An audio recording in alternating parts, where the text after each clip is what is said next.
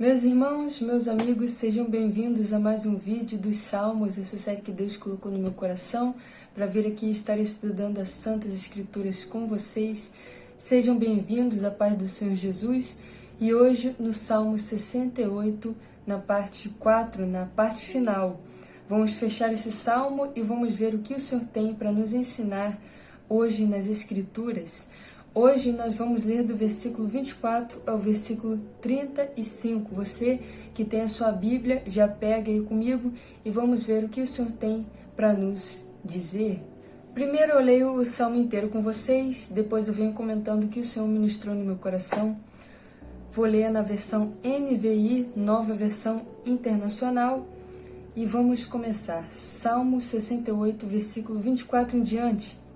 Já se vê a tua marcha triunfal, ó Deus, a marcha do meu Deus e Rei adentrando o santuário. À frente estão os cantores, depois os músicos, com eles vão as jovens, tocando tamborins.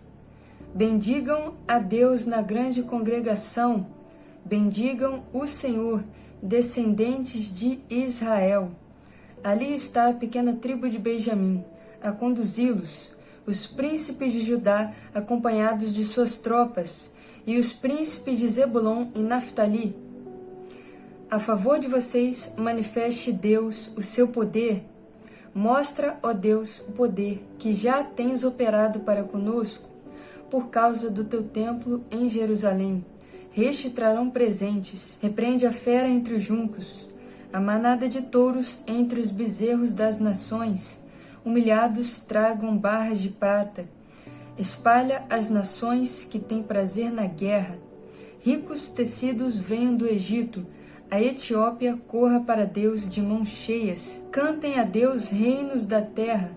Louvem o Senhor, aquele que cavalga os céus, os antigos céus. Escutem, ele troveja com voz poderosa. Proclamem o poder de Deus.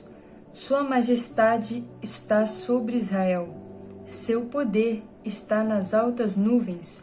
Tu és temível no teu santuário, ó Deus. É o Deus de Israel que dá poder e força ao seu povo. Bendito seja Deus. Esse é um salmo davídico e eu já quero comentar com vocês nessa parte final. Versículo 25. Vai estar escrito: à frente estão os cantores, depois os músicos. Com eles vão as jovens tocando tamborins. Irmãos, a gente tem que ter consciência de que o louvor, a música, tem um poder muito grande sobre a nossa vida e sobre o nosso ambiente ao nosso redor. A gente nunca pode apartar o louvor dos nossos lábios e do nosso coração, porque a gente vê aqui em um contexto de guerra, de que à frente vão os cantores, depois os músicos. Ou seja, eles estão numa guerra e estão cantando, louvando e tocando instrumentos. Você vai ver então que se a gente tira o louvor da nossa vida, o louvor da nossa casa, o louvor do nosso dia a dia, a gente começa a enfraquecer, a gente começa a esmurecer.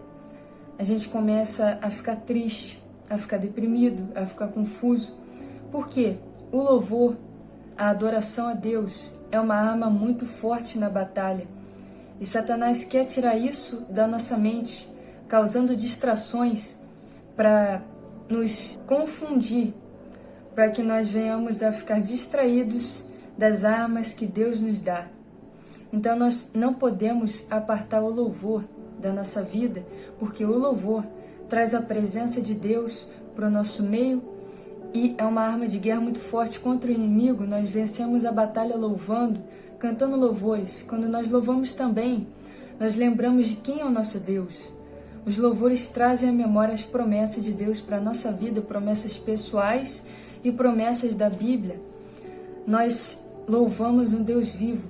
Então, quando nós louvamos, somos imagem e semelhança dele. Nós trazemos ele para perto de nós. Na verdade, nós vamos para perto dele, né? Nós alinhamos o nosso coração com ele. E nós começamos a louvar, a ser gratos, a lembrar de quão bom é o nosso Deus. quantas promessas Ele nos fez, e nós começamos a ter paz, presença de Deus, e começamos a ganhar a batalha. Reforçando o que eu disse, versículo 26, que é o versículo seguinte, vai estar escrito: bendigam a Deus na grande congregação, bendigam o Senhor, descendentes de Israel. Quando nós deixamos de ser gratos, nós deixamos de louvar. E você vai ver que isso revela algo muito sério no nosso coração, muito preocupante. Porque quando a gratidão sai, nós perdemos a alegria e a consciência do quão bom é o nosso Deus. Porque nós não merecemos nada e o Senhor nos dá a salvação e ainda nos faz promessas nessa terra de bênçãos.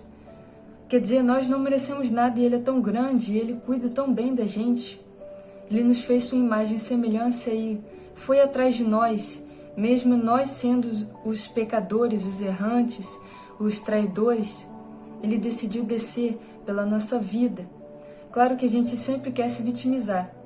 A gente sempre quer criar contexto, sofisma na nossa cabeça. Mas nós não somos merecedores de nada. E Deus é tão bom, a gente tem tanta sorte. Porque Deus é bom. Se Deus fosse mau, nós não teríamos opção. Porque Ele é Deus. Nós somos imagem e semelhança dEle. Nós não podemos influenciar Ele, mas Ele pode nos influenciar. Então, graças a Deus, Deus é tão bom com a gente. Mesmo a gente não merecendo nada, a gente sempre tem que reconhecer isso. O Senhor faz tudo por nós e está sempre nos ajudando, sempre com a gente. O mínimo que nós podemos dar para o Senhor é a nossa obediência. É a palavra-chave para que nós venhamos a desfrutar as bênçãos do Senhor na terra. Estar vivos, sempre renovando o nosso entendimento, a nossa mente com a palavra de Deus, com a meditação.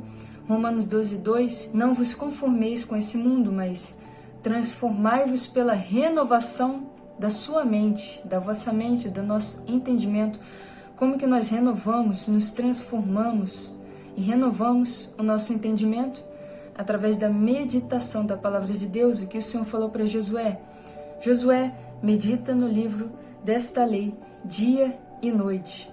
Ou seja, para que nós venhamos receber o reino de Deus, realmente ter isso como um decreto no nosso coração, o que é certo, o que é errado, para nós termos o caráter semelhante ao de Deus, igual ao de Deus, temos que receber isso na nossa mente e no nosso coração. Através da meditação da palavra, do conhecimento, o povo perece por falta de conhecimento, Oséias 6:6. Nós precisamos ter a palavra viva, o reino de Deus vivo no nosso coração.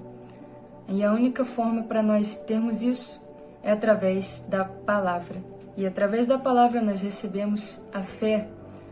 Nossa fé é fortificada, nosso relacionamento com Deus aumenta, nós somos blindados com conhecimento e nós somos gratos porque nós somos expostos ao conhecimento do caráter de Deus. E quando nós conhecemos o quão bom é o nosso Deus, nós somos gratos, nós amamos Ele cada dia mais, cada vez mais. Então, não podemos nos apartar da palavra que traz a consciência do caráter de Deus, que traz a gratidão para o nosso coração, e assim a gente louva o Senhor, como está escrito: bendigam a Deus na grande congregação, bendigam o Senhor, descendentes de Israel.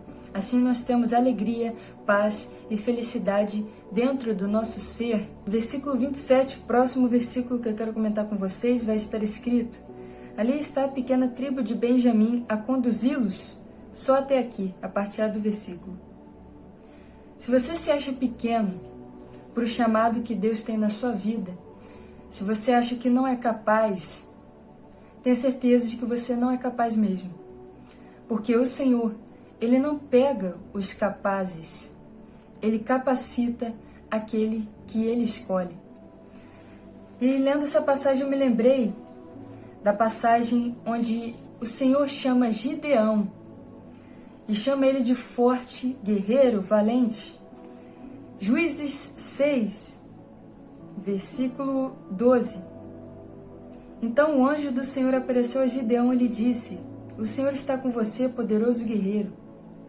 Versículo 15 vai estar escrito: ah, Senhor, respondeu Gideão, Como posso libertar Israel?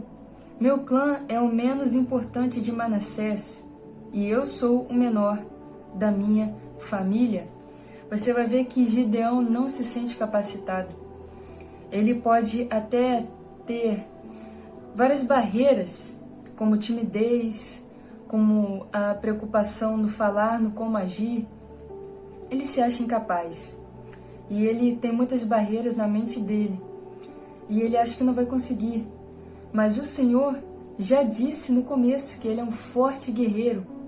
Essa é a importância de a gente tirar a visão de nós e colocar a visão no que Deus fala que nós somos.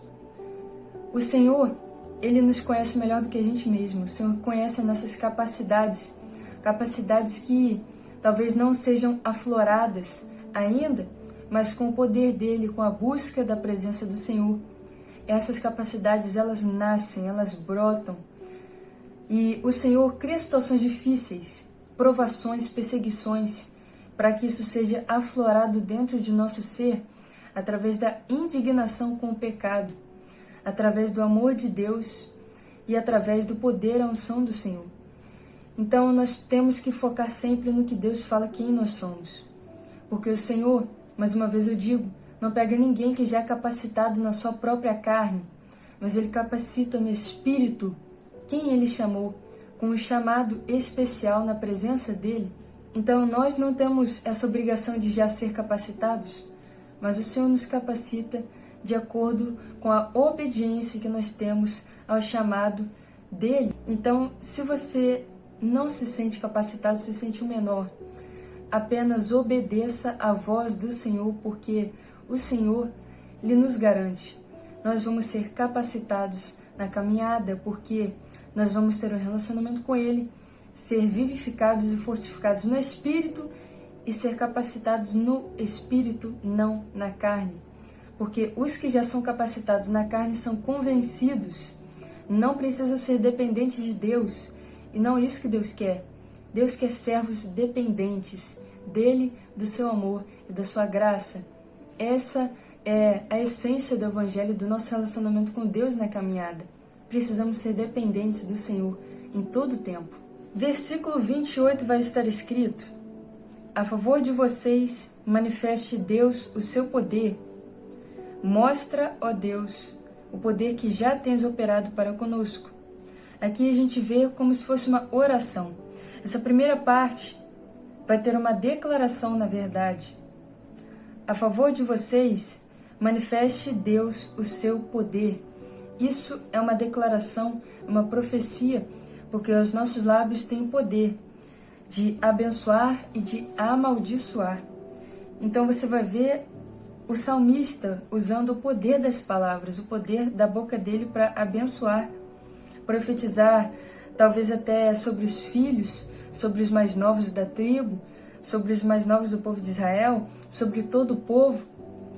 O salmista vai profetizar: a favor de vocês, manifeste Deus o seu poder. Ele vai fazer uma oração. Mostra, ó Deus, agora é se referindo a Deus. Mostra, ó Deus, o poder que já tens operado para conosco. Isso aqui, nós vemos que tem uma fé do salmista revelado, quando ele fala: mostra, ó Deus, o poder que já tens operado para conosco. O Senhor já está operando. É como se o Senhor estivesse operando e o salmista falasse: Senhor, manifesta, porque eu sei que o Senhor já está trabalhando. Nós vemos o teu poder nos nossos antepassados. Nós sabemos que o Senhor, quando não está mostrando para a gente, está trabalhando no oculto, nos protegendo, nos ajudando. Então manifesta, Senhor, mostra-nos, que seja nítido. É como uma oração que o salmista está fazendo ao Senhor, demonstrando fé, confiança, que o Senhor já está operando. Mostra, ó Deus, o poder que já tens operado para conosco. Ele está confiante, ele está descansando no Senhor e pedindo: Senhor, eu sei que o Senhor está já operando, mas mostra-nos, meu Pai. Isso revela confiança e fé no salmista, através dessas palavras. Os próximos versículos que eu quero comentar com vocês é o 32, 34 e 35. Versículo 32. Cantem a Deus, reinos da terra, louvem o Senhor. É o que eu já disse sobre louvor. O louvor tem poder, o louvor traz a presença de Deus e a vitória para a nossa vida e para o nosso ambiente, para dentro da nossa casa. Não podemos deixar de louvar ao Senhor. 34. Proclamem o poder de Deus.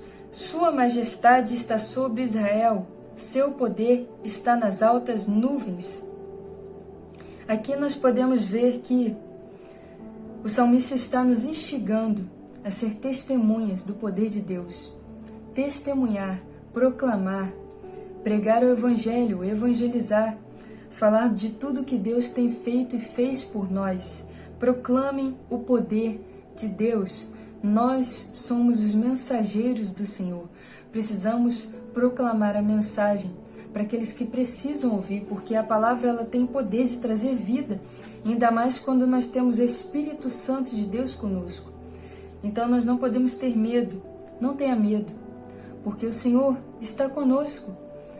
O nosso Deus não é qualquer Deus. O Espírito Santo de Deus é o Espírito com mais poder que existe, porque é o Espírito do próprio Deus. Nós temos que ter confiança, descansar nele e pedir a ajuda dele, porque com certeza ele vai nos ajudar. Temos que proclamar essa verdade, temos que proclamar os testemunhos que Deus faz na nossa vida, por mais que seja triste, por mais que tenha sido difícil, isso vai edificar a fé de alguém. Nós não podemos nos calar. Quem quer calar a igreja para que não conte testemunhos é Satanás. Não deixe de dizer o que o Senhor fez na sua vida, a verdade do Evangelho e as palavras que Deus colocar no seu coração. É simplesmente abrir a boca, falar. Parece difícil, mas a nossa própria mente quer nos sabotar, colocar barreira, Satanás também, para que nós não venhamos alcançar as almas que precisam ouvir as palavras da nossa boca, o Evangelho, os testemunhos do Senhor. E isso é muito importante, a gente estar atento e vigilante na presença de Deus. Nós somos mensageiros do Senhor. O Senhor conta conosco. Versículo 35. Tu és temível no teu santuário, ó Deus. É o Deus de Israel que dá poder e força ao seu povo. Então, se você precisa do poder de Deus, receba agora o poder de Deus. Se você precisa de força, receba agora a força do Senhor através do Espírito Santo de Deus agora nesse vídeo.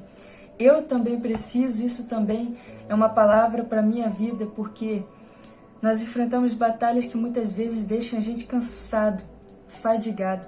Precisamos da força que vem do Senhor.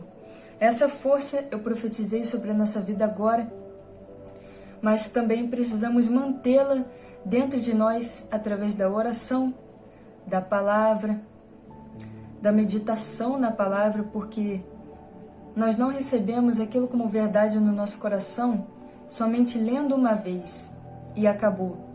Lendo uma vez, nós só passamos um pincel assim, numa pedra bruta, que é o nosso conhecimento.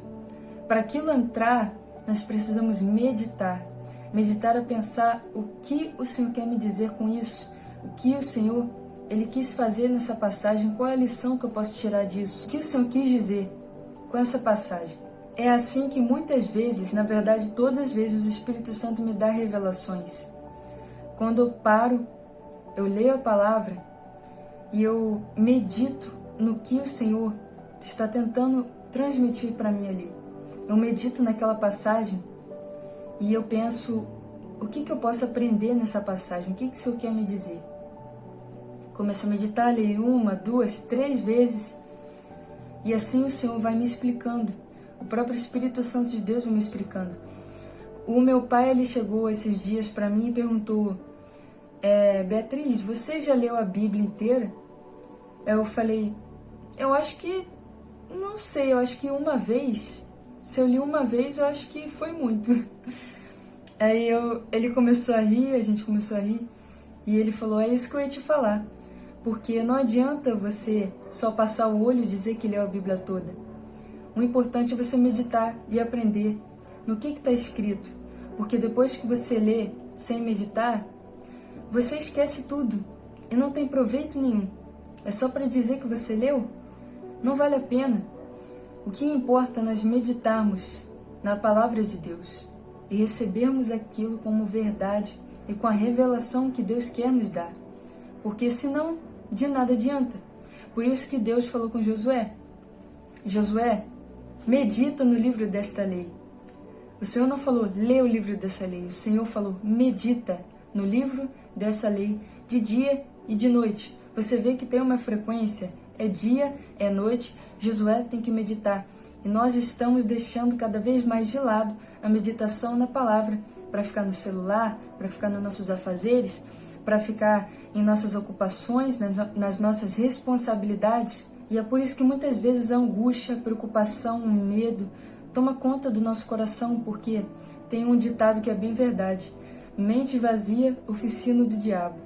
É verdade, porque quando nós não estamos enchendo a nossa alma com coisas que edificam, Satanás vai tentar mandar setas, e ele manda seta dado inflamado, para que nós venhamos meditar em coisas que tiram a nossa força, tiram o nosso vigor, problemas, ansiedades, preocupações que vão tirar a nossa alegria no Senhor, para que nós não venhamos louvar, para que nós não venhamos ser gratos, para que nós venhamos a olhar Deus com olhos maus, como se Ele fosse mau, com outros olhos, com outra perspectiva. Satanás sempre vai querer fermentar nossa mente, nosso coração contra Deus, e vai tentar fazer diariamente nós desacreditarmos das promessas e da voz do Senhor na nossa vida. Por isso que é importante nós sempre nos lembrarmos, sempre estarmos ligados em Deus, meditando de dia e de noite na palavra de Deus. Essa é a importância de nós sempre estarmos ligados na palavra do Senhor, porque Jesus é verbo, Jesus é palavra. Então, você vai ver que em João 15, eu gosto muito dessa passagem, sempre falo que gosto dessa passagem quando eu cito. O Senhor Jesus vai dizer: o ramo não pode dar fruto se não estiver ligado na videira. Semelhantemente, vocês não podem frutificar se não estiverem ligados em mim. Então, nós vamos ver que precisamos estar ligados na palavra. O Senhor diz também nessa passagem: se vocês estiverem em mim e as minhas palavras estiverem em vós, pedirão o que quiserem e vos será feito.